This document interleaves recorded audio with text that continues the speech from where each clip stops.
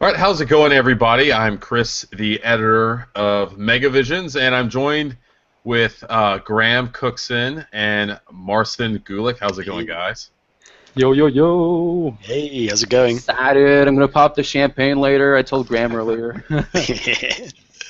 So we're really, really excited. I mean, today is the day our Kickstarter for Mega Visions came to a close.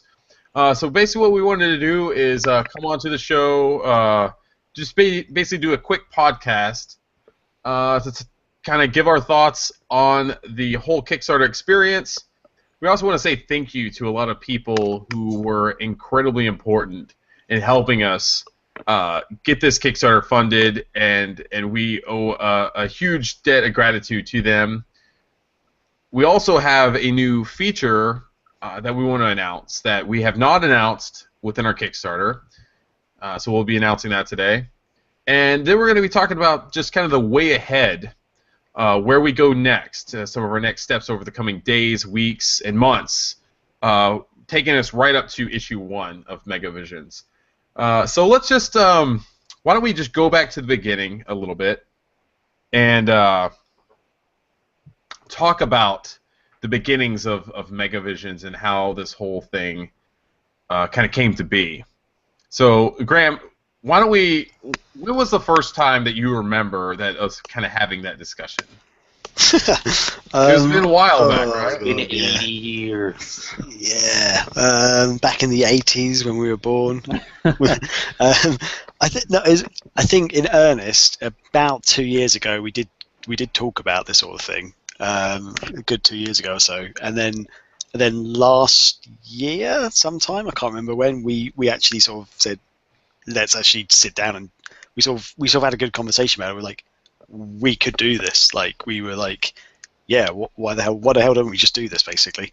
So yeah, I think about in full earnest, about a year ago we started putting everything in motion, but we've had the conversation like well over 2 years ago, and maybe even before that actually. I think we just kept popping up going, that'd be cool if we did that, just like a casual, it'd be cool if we did a magazine, and then forget about it, and then it's more like, why aren't we doing a magazine? Like, come on, because for people who don't know, both Chris and I have actually got professional experience within like the publishing industry. I worked at a magazine publishing company for several years. Chris works as a journalist for the Air Force in America. But you also worked for like Retro and Joystick, didn't you? That's right. Yeah. So yeah, Chris has got experience with video game publications. I had an article published in Retro as well. So yeah, it's so we've got kind of got the background, and we've worked on the gaming websites for well over 10 years now.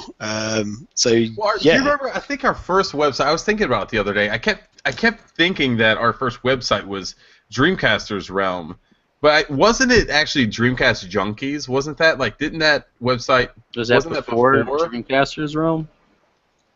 Like on your AOL servers? What? Do you know There was what? a website called Dreamcast Junkies that we started, and I think that was our first website before Dreamcaster's Realm. We didn't do Dreamcast Junkies, did we? Am I going crazy? I vaguely remember that, but We definitely did Dreamcast Junkies back in the day. I think You're not that old. You should remember something like that. It's been a long time. This was back in maybe 2001 is when this has happened. So we're talking 15 years ago. Yeah, like the Dreamcast was still technically alive back then. Yeah. They were still making games. Barely. God, man. It's been so long. Oh my God, no! Do you know what you're? I can't remember now. Yeah. But yeah, I can barely remember Dreamcast's Realm at times. It sort of pops in my head. I'm like, oh yeah. But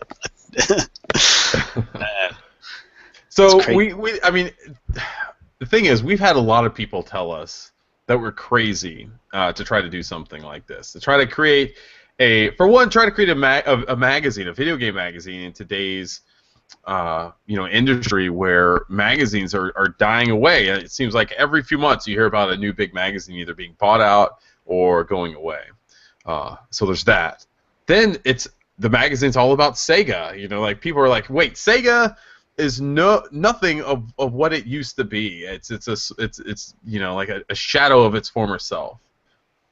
So we have that going against us too, and just so many things that people said, like, you can't do this. Oh, it's a digital magazine, so you're never going to be able to succeed because it's like the niche of the niche of the niche magazine out there. You're never going to be able to grow an audience that's going to be able to sustain a magazine like that. And maybe we are crazy. Maybe we are just completely fucking knocked nuts out of our head to try something like this. But you know what? This Kickstarter project proved that there is an audience out there. We raised almost $16,000, almost $3,000 over our goal to be able to launch this magazine. And there were almost 500 people that pledged to this. And there's lots of people out there that want a Sega magazine, and this proved that. And so it's our job now to follow through with it and to give them a magazine that is worthwhile for their money, number one. But also, I want to be able to ensure that we create a magazine that can stand alongside all the other great Sega magazines throughout the years. And that's what I want to do.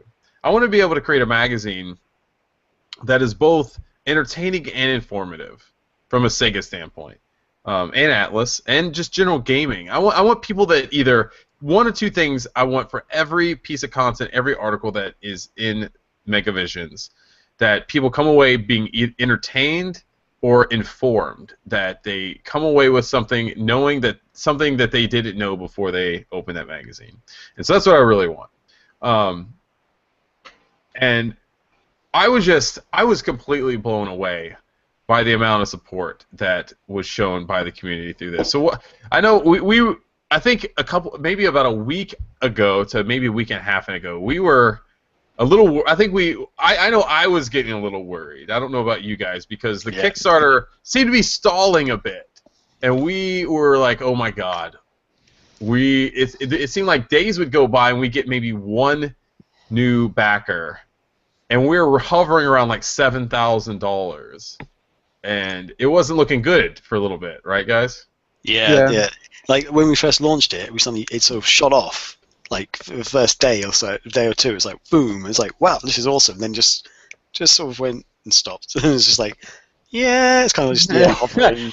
They were like trying to figure out like different plans, but I was kind of preparing for a plan B-ish, but I was still optimistic about us reaching our goal because I knew that there would be a shot of adrenaline in the Kickstarter at the end, and it's apparently in the last hour apparently of the Kickstarter, but and I researched Kickstarter stuff, and I've read multiple articles, so I was like, oh look, they said you get more backers at the very end, and then I read an article right after that that's related to it's here's why that's a myth, and I'm like, oh fuck, and I was like, oh shit, are we in this side of the Venn diagram, or are we in this side of the Venn diagram?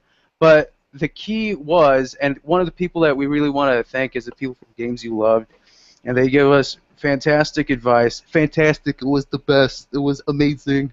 It was, just nonstop promotion. So we had a week left, and in every single post and picture that we released, it was like, hey, look at this cool GIF, but also we have a Kickstarter here, so here's a link too. So every time I posted a new image or even a news article or whatever, I would also include a quick message about our Kickstarter, and I feel like that was a big part of why it really shot up, because you just kept hammering it into people and saying, hey, it's only a week left, and then we changed the cover photo every week or every day. It was like 4 days left, 3 days left, and that was, I think, the reason why there are Kickstarters that have that pattern where it really shoots up is because of the incessant and nonstop marketing and promotion for your product, and I think that really benefited us immensely thanks to their advice. So you're saying the key is to annoy people to the point where they just really hammer it home. So when I think of advertising, and when you think of it from a big macro perspective, you're like, all right, well, they want you to buy your product, right? And I'm like, well, I just saw a Coca-Cola advertisement on TV. I don't want a fucking Coke right now. Your ad's not working, because the reason it didn't work, or the reason they work, is because it's a constant message that's being thrown at you, and when you see an image of that product, certain things light up in your brain where you're like, hey, yeah, I like that product. Or I identify or I know what that is, and people, buy from that specific product. So it's really just hammering it home. That's why you see advertisers, show that product multiple times a day, not like once a week or, on one channel. It's on, billboards and, newspapers and where you take a piss, you know what I mean? Like it's everywhere. So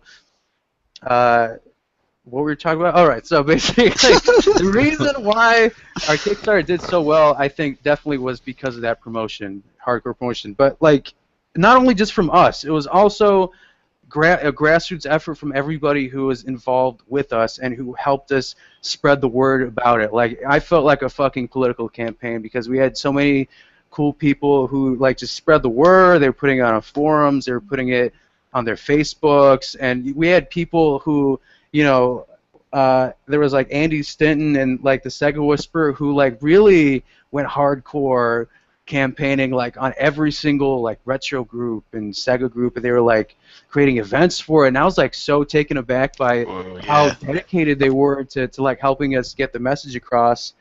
And these people were also a little bit partially from the Shenmue 3 like campaign group, like they helped like spread the word when Shenmue 3 came out, and they kind of took some of that energy and injected into ours too. So really grateful for those people, and especially everybody that we know personally, friends and family, who really helped. I don't know. It's a group effort, and it's a bunch of reasons why it became so successful. So definitely. And one of the things that I was saying from the very beginning is that if someone came to look at our campaign and decided that the magazine wasn't for them and they weren't interested in it, and they gave the video a watch or they read up enough to be able to get an informed opinion, and they came away with it and said, you know what, I don't want to invest in that. I'm perfectly fine with that. The one thing that I wanted to make sure of, though, is that people within the community saw it and had the opportunity to be able to look at what we were presenting and offering and make an informed decision on whether they wanted to or not. That was the biggest thing, is that I just wanted to make sure people saw it and could make that decision. And that's what kind of the thing that I was most concerned about. I just wanted to make sure that people saw it and could make that decision to do that. And I'm just glad that I'm relieved that there are enough people out there that believed in this crazy idea that we have enough to be able to make it happen. And man, I can't say enough that we are so excited to be able to get to work on this. This is going to be the most crazy project that we've ever undertaken. And really, I mean, it's just something that completely different than anyone else is doing these days. I mean, everyone has a website. I mean, you can go up on and sign up for a website in under a couple of minutes and have content out there. Everyone can do that. This is something completely different. I mean, we are building a truly interactive multimedia digital magazine, and for those people who've downloaded and tried out that Zero issue, we're getting great feedback from it. People are saying, wow, okay, this makes sense now. I see what you're trying to do. And I'm really excited about that. And I think Graham, I mean, a lot of that, if people don't know, Graham is our primary designer. So everything that you see when you open that app, that's Graham's doing as far as like the design and layout goes. So Graham, what has been your, I guess, reaction from hearing a lot of the positive comments up to this point for the Zero issue? Yeah, it's been pretty awesome, pretty overwhelming at times. Like, I've read a couple of comments, I was just like, oh, that, like, they were just like, they really, really loved it, and they sort of just sang their praises. So it's just like, it's almost like, yeah, that hard work, because even though it's a demo issue, like, that we've given out for free to let people show what we're after, it's almost like we had to try and almost rush it out because we had to get approved from the app stores and stuff, and yeah, so that's why it's quite a small issue. We wanted to just nail in some of those features that we want to show you, and we didn't even include all the features that we can do, which is a shame, but also kind of exciting because we get to show you more later on. But yeah, it's been really awesome. Like, some of the feedback's been fantastic, because I think that's the thing, Chris. Like what you said, is that you wanted people to really understand what we were going for, and yeah, I can't emphasize enough. If anyone hasn't checked out the actual downloaded the app or seen, we did upload a video of me showing an early version of the app before we got it launched in the app stores. But yeah, it's not a normal digital magazine. It's not like a flat PDF where you just turn the pages. It's got interactive elements. You can spin images. You can rotate pictures. You can have scrolling text boxes. That's one of the things one of the guys actually said. He said, I'm really impressed with those scrolling text boxes. Basically, like some pages you can go to and you just rather than having to keep changing pages, you've got a text box which scrolls up and down nicely. I think also the animated sections, like the animated covers and stuff, we can put in there, which some people like commented on, which is really awesome. Like someone actually sent me a message on Twitter about the Jet Set Radio one. He basically said, "Yeah, that was bloody awesome." Like it was like when I turned the page to Jet Set Radio, I was like, "That's so cool." So yeah, that message, that was awesome. That was like, thanks, dude. I think I liked the one of the sentences that I wrote for that like last ditch effort of like trying to sell the idea of it. I really think it is like a story, like a pop-up storybook come to life. So it's not, if you want to differentiate itself from a website to an app or to this digital magazine, it's like like I said, it's like a storybook designated for like Sega stuff, and it's like. Like you don't have to like go in a URL box and then open up 4 windows and then type in your URL and then you pop up and then you have like a whole bunch of fucking shit in your face. Like it's not a web browser and you don't have to boot up the computer. It's like you have this one app and it's designated for just your Sega content and issue of that month, and it's designed to have a beginning, a middle, and an end. I mean, it's like a book, right? It's like a storybook. It has a purpose, and we have a design, and it has I don't know. It's just it's awesome. It's fucking awesome. And what's great, I mean, like you were saying, is like the issue number 1 is going to blow the Zero issue out of the water. When it comes to design and the features and everything, it's going to be amazing. So we can't wait to get to that. But one thing that we do want to do is go through and thank some people that were really important in getting this Kickstarter funded and just helping us along the way. And if we don't, there's been so many people who've had a part in all this that we probably won't be able to get to everyone. And I apologize if we don't mention your name, but just know that every part that everyone played is so appreciated in all of this. So first off, I want to thank Kopke. Kopke has been one of our primary artists on Sega Nerds for a very long time, and he's helped us forever. He helped us doing a lot of the early sketches and designs of like logos and things like that for Mega Visions. And so I really want to thank him for helping us do some of that early work. He was very instrumental in that. Next up, Marcin, you've mentioned their names: Sega Whisperer, Alex Gages, and Games You Loved. These were all 3 different people who were really instrumental in helping us out on social media, as far as like spreading the word, going out on different Facebook groups, linking the Kickstarter to various places. Games You Loved, really, like you said, Marcin, gave us a lot of good advice, like late stage advice for a Kickstarter on what we could do, like when we're approaching our last week, like this is what we can do at this point. And like you said, I think a lot of that helped quite a bit. Greg Johnson, he has been one of the most amazing people probably in my life when it comes to the video game industry. He's just become such a good friend of mine over the past couple of years, and I absolutely love the guy. He is such a sweetheart. He's really one of the good people in the industry. I mean, you see how cutthroat and backstabbing the video game industry can be, but he's one of these people. He's just like such a great soul, and only wants the best. He wants to create these great, inspiring video games, and I love that we can shine some light on his work and his career through Mega Visions, and that we have a good platform to be able to do that. So I want to thank Greg for supporting us, for giving us words of encouragement, for offering up and opening up his development team to us for this first issue, where we will be able to focus on ToeJam and Earl, the new game, and do a series retrospective as well. We also want to thank Shenmue Dojo, who was very, going back to the social media thing, they were very big at helping us promote the Kickstarter.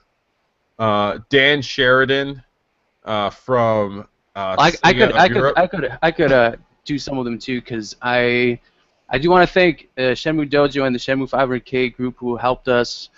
They actually, some of the owners actually personally messaged me and gave me some good advice. That was actually one of the reasons why I wrote that article, was because one of them suggested, here's a couple of questions that they might have, and you should answer them and sell it in a way where it's it makes sense and whatnot, and they were integral in that. They also helped with promotion. A lot of them did spread it throughout other forums. They let us pin our link to the top of the Shenmue 500K site, which was really beneficial, I think. Dan Sheridan, so I met at E3, and we know him as the community manager for Sega of Europe, and I showed him the the magazine, the Kickstarter, the draft link. I showed him. He said it looked cool, and then he shared it this past weekend on his own a week ago, and then on the actual Sega of Europe social media, I think on Friday. So I'm really grateful for him. I'm really thankful for your family and your wife. That's why I included her name on the list, because I was really grateful for you guys. Your hospitality and letting us stay there and putting up with all the crap, and it was great. So I want to thank your family. James Hamill was one of the guys who was part of the Shenmue 500K group. Adam Scipione, he was the guy who did our video editing. These three people helped us really shape and make an amazing video. So we had Adam Scipione, David Melgar, and Mark Sagawa. They combined, helped with the video editing and creating the music. The music that was created was made specifically for the video. It was composed and made specifically for the video, and I want to thank them, for mixing it, making it sound fantastic, and creating a tune that really exemplified the kind of mood that we wanted to set for the magazine and the message that we wanted to show and get across. And then just other people that kind of helped promote it. We had a whole bunch of people write on websites. I know I'm going to miss a whole bunch of people's names because we had quite a bit of retro sites write about us. Some people like Matthew Hayes, who wrote for CheatCC. He's actually a freelance writer. He helped promote it. He wrote a great article based on our Kickstarter. We had Donnie from TSSZ. I think that stands for Supersonic Zone. I don't remember. I think that's what it is. But he also helped write articles. Radio Sega, we'll come back to in a bit, but we want to thank them for helping us promote. We had Graham on Radio Sega. I think, Chris, you were on Radio Sega too recently, or maybe you were just in a meeting with them. No, I think it was just Graham, right? Yeah, I think it was Graham. And I listened to that whole thing. That was really funny. Especially your Jeopardy round. That was so much fun. I really enjoyed that. I didn't expect it. Yeah. You did surprisingly well, way better than I would have done. Yeah, I was like, oh fuck, I didn't know that. That was a good. I don't know if it was a guess or a good answer. But the staff at Amnesia, for me personally, they were understandable because they do expect some stuff from me, but I was like, hey, I'm dealing with this and this, and you're like, that's cool. I even had got one of the senior editors to write an article on our Kickstarter. Really grateful for that. the people at Magazine Cloner, even if we had issues with them, you know, where they're our partners and they helped us, you know, in promotion. They helped promote it through some of their social media sites, but they're also collaborating with us and helping us with the app. You know, do you guys have any other? I want to do a shout out to Level Up Games. They are actually a retro game store in the UK in Canterbury, and they did a bit of social media for us, even though they were moving shops. Like they had to close down their original shop and move to a new one, like a new location. So in the process of doing that, they were able to get on social media and help support the campaign, which is really awesome. Oh, nice. Really nice guys there. I've chatted to the owner a few times, and yeah. Did we go there, Graham? We went there, right? That's where I got all the Master System games, right? Yeah, that's you got a ton of stuff. Yeah, that's where I got like see right here. Didn't you buy a Mega Drive as well or something? I did. It's downstairs though. Oh yeah. I love those guys. They didn't have it all these great games on their show floor though. They had it down in the basement. And the only reason why I found it is I went down to go pee and saw these great Master System games. They were all complete in only just a few pounds. It was amazing. Yeah, see, I went there loads of times and never went downstairs. You're a lucky sod. I'm glad that I have a small bladder. That's funny. But yeah, there's just been so many people out there. That we should also thank our team too. I mean, everyone. Rob Duenas, who's been doing the cover art. Tom Kalinske, Al Nilsson, who believed enough in us to attach themselves to this project. That still blows my mind. That's still Blake Harris, who's been a really great friend throughout all this. Scott Patterson, who did a great job of promoting the Kickstarter and everything else throughout the very beginning, and just the entire Sega Nerds team. I'm so thankful for you guys. But really, we just want to thank the fans, the backers, because without you, none of this would be possible. Without everyone out there who decided that they were crazy enough to join us on this wild and crazy ride that we're about to embark on to create a new Sega magazine, we want to thank you because, like I said, without your support, without your confidence, and your belief in us, we would not be here right now, and we would be having probably a very different conversation right now if it wasn't for you. We'd probably be very, very sad. I'd be coming up with like stripper names, trying to come up with money. And so, okay, because we did so well in this Kickstarter, we had a few different kind of quasi-official stretch goals that we didn't really announce in the Kickstarter, but we did on social media. I said that if we would go over $13,001, that I would get a Mega Visions tattoo. Marcin, you said if we went over $14,000 that you would get a Mega Visions tattoo. Yeah, that's going to happen, right? It is. That is going to happen. Whether it's on my lower back, that's a different story. You did say a tramp stamp. I did say a tramp stamp, but I don't know if I want to live with that for the next 70 years. So. But you said it, though. Okay, how are our readers going to be able to trust in us if at the first moment that we give them a promise, we're going to back out of it? Well, see, I'm going to weave a lot of that and say it was my personal profile, and people know I'm a sarcastic asshole, so that's how I'm going to weasel out of that one. Okay. Lastly, the last stretch goal that we made was at $15,000, and that's going to be for the Requiem to upload a video of him dancing in his underwear and playing Samba de Amigo. And that's going to happen. He announced that on the Genesis Gems podcast last week.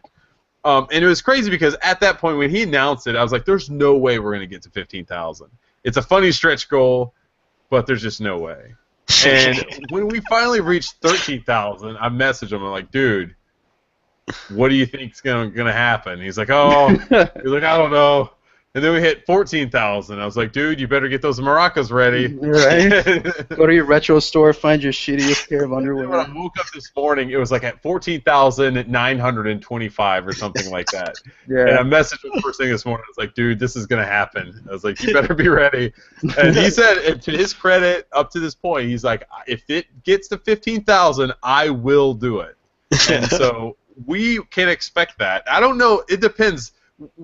It depends on how graphic and how vulgar this video ends up being. Whether we Because will upload and share it, because I don't know. It may if we be wanna- something that maybe we just put it maybe at the end of issue #1. Yeah, and I just think that's a say, good idea. This Yeah. could be this could be Treat for hilarious. anyone who gets the magazine. You could have like a discretionary like warning before they flip the Or page. maybe it's just one of those autoplay videos. Just anyway. It'll pop Like up a at any time. pop up, like a pop up ad that just kind of shows up while you're reading like the retrospective on like Toe Jam and Earl. Oh my gosh. That'd be cool. Yeah. So one of the things that we want to do is announce a new feature that has kind of come together somewhat recently, but we've been talking about it for a little while. This is not something that we have yet announced on the Kickstarter, but we want to talk about it today. So Graham, I'm going to let you Okay. take this away and discuss it. Yeah. So yeah. Okay, so as we mentioned before, the other day I was on with Radio Sega and the guys there, KC and people, and yeah, and just after the show we got to talking. Like, how awesome would it be if Radio Sega, we did something with Radio Sega in Mega Visions? So yeah, we sort of had a bit of back and forth, and yeah, so that's one thing we're going to announce. We're going to have a regular feature within Mega Visions, collaborating with Radio Sega, and because Radio Sega is all about music, they're going to be looking at sort of artists within the sort of Sega community, be that sort of indie artists, people who make remixes, sort of Sega fans who make sort of Sega themed music, perhaps even like people who actually worked on Sega games, like making the music for them. So they're going to be doing like interviews. We're going to hopefully be able to get like sample music from like any upcoming albums that might be coming out. So yeah, it's something we're really excited about. We're one thing we're looking at doing is hopefully updating the Zero issue again at some point, the demo issue that we put out for free to show you guys some upcoming features. So hopefully we'll be able to show you a sample version of that. I can't promise that's definitely going to happen yet, but it will be available in the first issue, definitely for sure. But yeah, that's kind of the exciting news. I'm really excited about this because I think it's another great feature about our magazine is the fact that we can provide you with audio content. So yeah, unlike a standard digital magazine, we can actually have a small sample playlist, for example, or we can have multiple songs you can just click on individually to play. And they're gonna, as I said, they're gonna look at doing interviews. So we're not going to have like hour-long interviews in the magazine because people don't really want to sit there with an app open, but sample interviews that are exclusive to Mega Visions. They might be exclusive, completely exclusive, or they might be exclusive for a timed period, and then actually you get to listen to the full interview on Radio Sega at a later date. But you will hear it all first on Mega Visions, which is really awesome. And yeah, great. That's what I was going to say. Actually, the great thing about Mega Visions is you can start that audio file, like the interview. You can keep flipping through the magazine and still listen to the audio file, which is really awesome because it's like you're listening to the radio while you've got like a book on the book, so you can like flick through, look at some pictures on a review or something, but keep listening to the interview going on. But yeah, so I don't know, that's something I'm really excited about. Don't really know what else to say about it actually. But yeah, I think it'd be cool though, like if people are just going on the road or if they're even working out or anything like that. Like for me, when I was working out last year and we had those Shenmue interviews, I just had like the YouTube app open, but that required me to also have the screen on or something like that. But like I enjoyed like just listening to it while I was like working out or whatever. So if people take their phone on the road and they have our Mega Visions app on their phone, they could just while they're driving, they could have it open, connected through Bluetooth, and listen to it like like if you had FM radio on or something like that. I think that's a great addition. I'm excited for it too. Yeah, and especially hopefully what the Radio Sega guys are looking at doing is getting sort of hopefully like early looks at any upcoming releases what like the indie artists might be doing, which should be just awesome. You guys get to listen to that first. Yeah, and I'm just really excited because they're talking about some of the interviews, like some of the people they've been speaking to, like who work in the industry, and some of the interviews they can sort of do, which I'm just excited about. It just sounds like a great little feature we're going to have every month. So every issue. Can we divulge at all like what they're planning on doing in the first one? Nothing's been. Have they discussed? They haven't confirmed exactly what's going to go in the first issue yet. So yeah, Bouncing ideas. Probably yeah, just still brainstorming. Yeah. They've got some sort of solid ideas of what they're looking at doing for the feature, but they can't confirm exactly what's going to be in it. So yeah, I don't know. They might announce it themselves that exactly what they're going to do. But yeah, it's for so yeah, but yeah, we're really excited to be working with them. So yeah. Yeah, so there you go, guys. Yeah, it keeps happening. We keep giving even after Kickstarter's ended. Yeah. we're a bit annoyed we didn't get to announce this during the Kickstarter, but it's all only came to sort of. We've been in talks for the last couple of weeks, but it all came to the final conclusion like at the weekend, and we just sort of basically ran out of time to actually get up there. Busy schedules and stuff. But yeah, so we're happy and excited to announce it now. So that's awesome. Yeah. Yeah. Where's Chris gone? I don't know. I think he went off to figure out what the disturbance was in the background. Oh, was that it? Okay. Yes. But I'm trying to think if there's any other people we could thank, because I know that we've had like a list, and I feel like I'm at the Oscars and I'm doing a speech, and I'm gonna forget like some people who like I know were integral, and they're going to be pissed off that we didn't mention them. Did we give a shout out to Simon Shirley at all? I don't think so. Well, I'm going to do that now. Simon Shirley, love you, guy. He's been awesome. He's if you don't know Simon, he's actually pretty big in the Sega community. He's I think he's actually done some work at Sega of Europe, which is awesome. But yeah, he's been big with like especially the Sonic community, and he's been helping really like promote the crap out of Mega Visions on his personal account and stuff. He's just been every time we did an update, we'd share it, and he's been doing his own ones. He's congratulated us tonight actually a few hours ago, to say well done guys, and tagged me and Chris and Sega Nerds into it, and yeah, so he seems really excited about the magazine, and we're really excited that he's excited really. Yeah, we're excited that he's excited. I didn't even realize that he was this integral. I didn't realize he was sharing so much. I also didn't know he worked for Sega of Europe as an external consultant. I don't know what that is. I'm staring at his Facebook now. But yeah, that's fantastic. Yeah, it's amazing. See, there's like people that are everywhere that helped, shape the outcome of our Kickstarter. So. And I think Randy Nelson, I think we forgot to mention too, who was the senior editor of the official Dreamcast magazine. And of course. Was one of the founders of IGN and worked for PlayStation Magazine, Joystick.com, and like that. So like maybe just briefly mention like the people that are going to be writing for this. Like we mentioned the people that we want to thank, but like just maybe quickly summarize the people that are going to be writing for us. So we already mentioned Tom Kalinske and Al Nilsson. Which is going to be crazy because every time that we do one of our meetings where we're going to record the topic of that issue, I'm going to want to sit in on it and just listen, because I was really so hooked when I was reading the Console Wars book. That's another thing, Blake Harris, but I'll mention that later, but reading that book was really. I didn't realize I could be so fascinated by like business politics and like issues behind the scenes. But I don't know. I guess it was just the way that Blake wrote it. I was like really like gripped by what like people's emotions, and this person was leaving, and then this person backstabbed this person. And I was like, wow, it's so good. But yeah, I'll be like, if you guys haven't checked out our Zero issue, we do have the first kind of meeting that we did with them about Muhammad Ali, and it was also a big quick story about Buster Douglas and how they turned chicken shit into chicken salad with that video game. Really, really great stuff. Blake Harris, we mentioned already. We want to thank him again. He was on our podcast last week. He's the guy who wrote the Console Wars book, and they're still working on the Console Wars movie.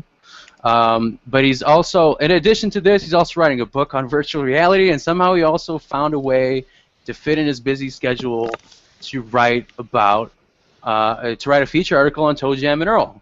So Blake Harris, we want to thank, really hard. And he also, in the podcast, talked about, things like, criticisms that he's gotten and things like that, and which also kind of helped me get like, hey, these people who are really successful had the same kind of speed bumps and issues that they had to go through and deal with before they became successful too. I mean, even when you're successful now, you have your critics. And he had great feedback, and I was really grateful for like his advice that he gave and his outlook on things. So his products and whatever. When he created that book, he had some people who liked it and some people who didn't. And I don't know. He just gave great philosophical advice on his success with the Console Wars book. So, yeah, Blake Harris, Chris. Sorry, Yeah. my neighbor came over, so I was okay. down there talking to him. That's okay. So it sounds like you guys are filling air quite nicely. Yeah. Yeah, we're just going through some of the awesome people we're helping. You're lucky I'm long-winded because I could be talking about like the paint on my wall for like half an hour if I wanted to. But yeah, we were talking about Blake Harris and how he was, he has he's writing a book about virtual reality and is doing a movie, and then I mentioned that somehow he fit into his busy schedule to create a featured article on Toe Jam and Earl in our upcoming issues. So we're just saying how grateful we were for him and his philosophical advice about like critics and things like that in the podcast that he did. Yeah, absolutely. So I want to talk really quickly about kind of the next steps, like where we're going to be going from here, what our backers can expect to see. So I think we're on Monday. This is July 18th. Our next step is to go in and create the backers forum on megavisionsmag.com. So that's going to be probably the first thing that everyone's going to see. We'll be able to create that, and that's going to be specifically just for people that backed at the different tiers that would enable that. And so everyone's going to have the access to that. We're looking at doing an exclusivity for about a month, maybe 30 days or so, to where just our backers are going to be able to provide us with feedback, different ideas, games that they want reviewed, other things, other features, anything like that. Because this is a very important time in Mega Visions, because we're really, at this point, now that we know it's going to happen, we're really going to be getting to work on nailing down the recurring features and columns that's going to be included in each issue. So having the backers have that access to be able to provide us with that information on things that they want is going to be very important, and we want to be able to give them that opportunity just to try to just pay it back a little bit for their confidence and support in us. So we're going to have that forum available to them. We're also going to be, this week, we're also going to be sending out some surveys relating to the magazine. We're also going to be getting addresses, mailing addresses for physical rewards. That's going to be the kind of the step 2 after we get the forum set up and everything like that. We're going to be nailing down everyone's addresses and getting the physical rewards ready to go. So we're hoping, right now, we're hoping that physical rewards will be shipped and kind of done around the September time frame.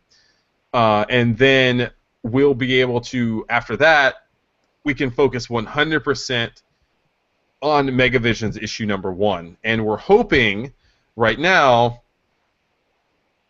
that that will be released somewhere around like late October, early November. Right now is what we're looking at. So that's what we're planning on, and we're hoping to do. So that's kind of the immediate next steps, the next couple steps, and then the longer step that's going to take us to issue 1. But along those lines is we're going to be sharing information with our backers and with the community, saying like, hey, do you like this type of feature? What do you think about this?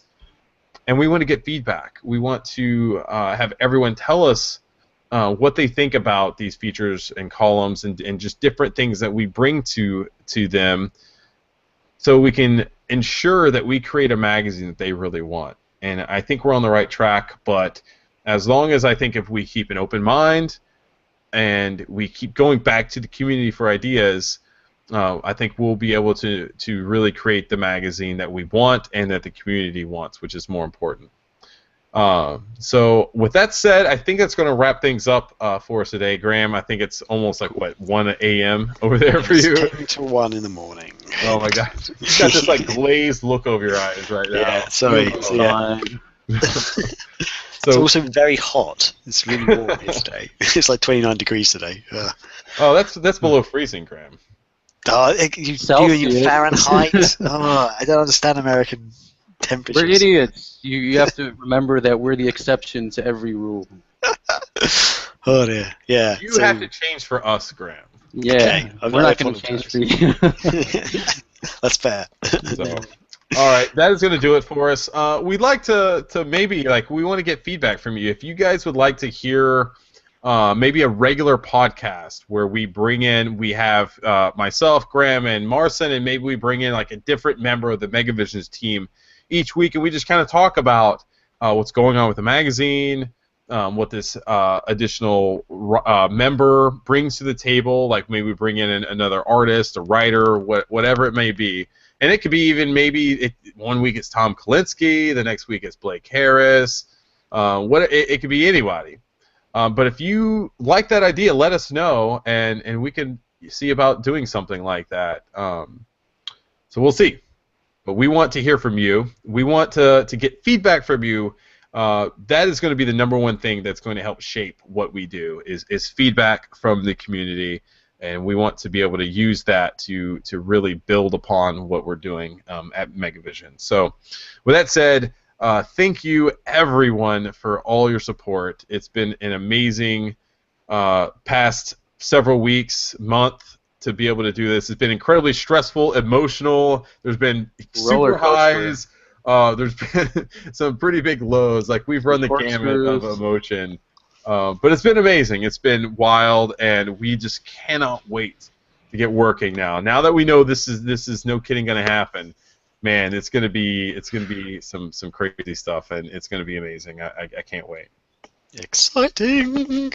Sorry. The hard work begins now, fellas. This is when the real work begins. Everything else that we thought was hard before, that's easy stuff. Now it gets into like, no kidding, let's make this happen. So that's that's the mindset we're going forward with. We're gonna do it. But we will do it. And that's going to do it. So we will be back again here at some point. But if you want to continue to follow kind of what we do week in and week out, I would suggest going to SegaNerds.com, which is kind of our daily Sega news site. We're going to still be populating that with content. We're going to be continuing Sega Nerds. That's always going to happen. The Sega Nerdcast is also our weekly podcast where we talk about the latest goings-on with Sega. If you want to follow us over there, you can. Our Twitter, it's at Sega Nerds. Facebook is facebook.com/theSegaNerds.